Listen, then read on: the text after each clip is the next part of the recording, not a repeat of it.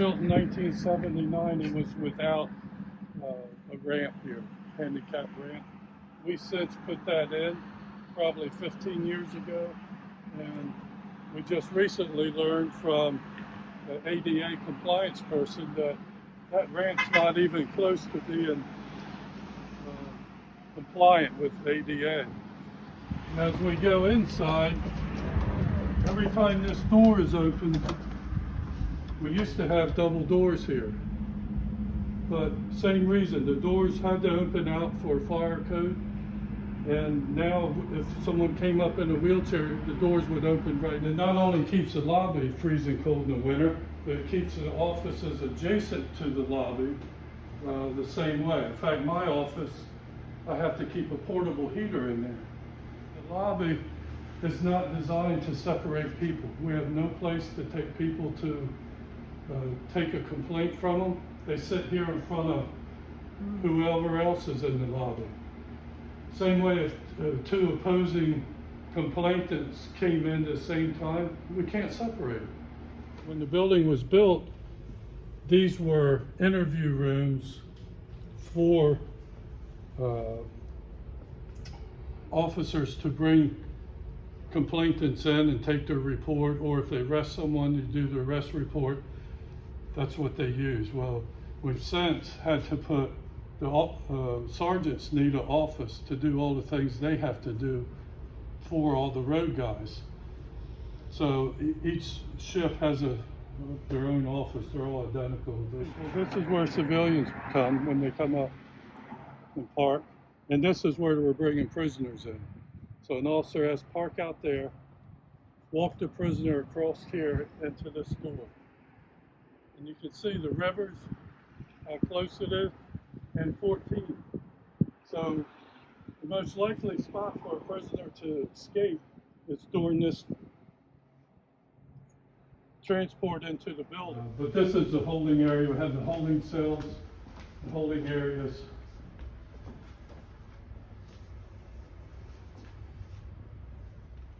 This room, when the building was designed, was the shift change rooms where the officers met. So we had to do away with that. Presently, there is no room for that. So we house prisoners here, and then these were cells. We had to commandeer this cell for toxilizer, fingerprint, video, for courts, because we do a lot of that video now instead of transporting them to court.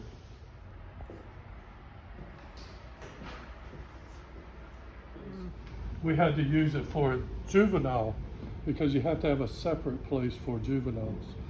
So this is our juvenile holding area.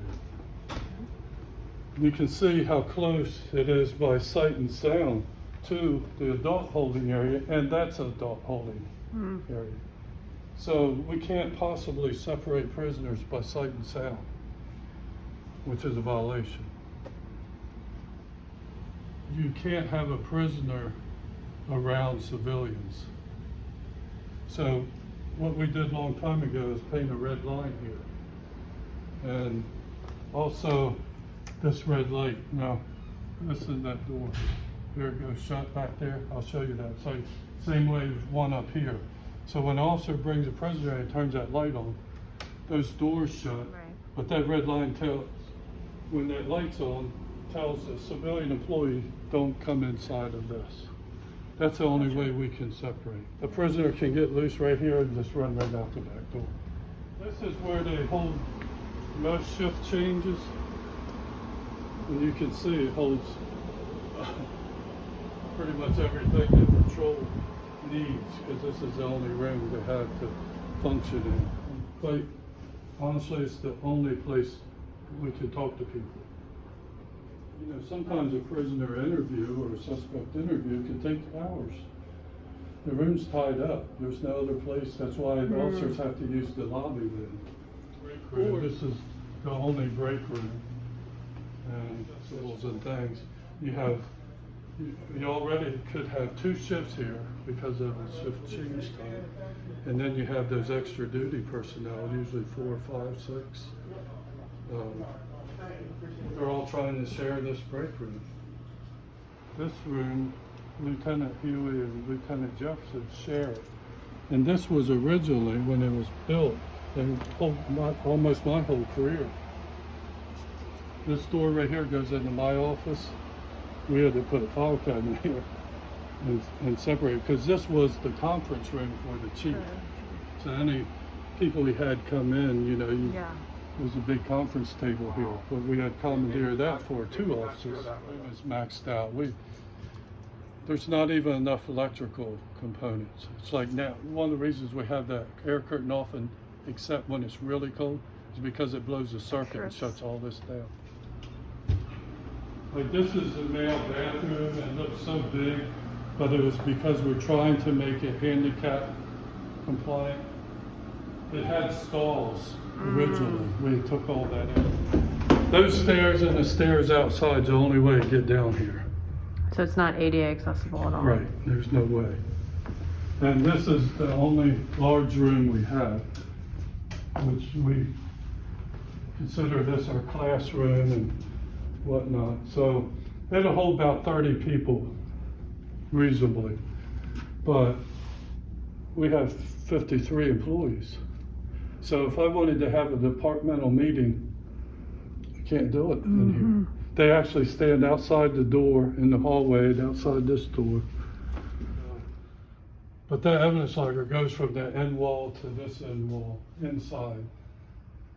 And it's not enough room, because it's probably not much more than what this hallway is. The last flooding we had, you still see the stains. We tried to clean it, but water came out that far from the wall. And it was all out here, and then the evidence locker. The other thing I did was have them come and dig a much bigger drain, put a sub pump there, we pump it out. So that helped a lot. Yeah. This is a drug testing area. They literally test drugs right here. When they bring it in, because for court and all, they have to do a presumptive test on it. There's no ventilation. Yeah. This is where our drug detective used this office. This area, and we built this wall in. So from here, that way was additional space of this room. This was built for a bunk area. So we had bunk beds in here for officers. So when we have big storms and snowstorms and, you know, any kind of major event where they really couldn't go home, they stayed right here. We had to take that away. This is an office, and then as well as this. So our evidence tech, he actually performs on it, but we can't even lock it because it has so much heat buildup in here. But it houses our radios, telephone system. You know what you see up at dispatch? That's the face of it. Yeah, this is the real heart of the radio system is here.